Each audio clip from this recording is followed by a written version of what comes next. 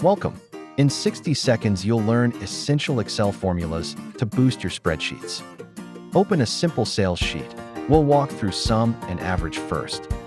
To add totals, select the range and type equals sum, then press enter. Watch the highlighted cells and the formula bar update with the result. Next, calculate averages. Type equals average and select the same range, then enter. See the live preview showing how average reads your selected cells. Now VLOOKUP. Find a product price by matching its ID in another table. Enter equals VLOOKUP. Choose the lookup value, table range, column number, and false for exact match. Watch the formula fetch the correct price and highlight the matched row. Finally, if statements let you branch logic, equals if, condition, value underscore if underscore true, value underscore if underscore false. Use if to mark high sales. For example, if total greater than 1,000 show bonus else no. That's it.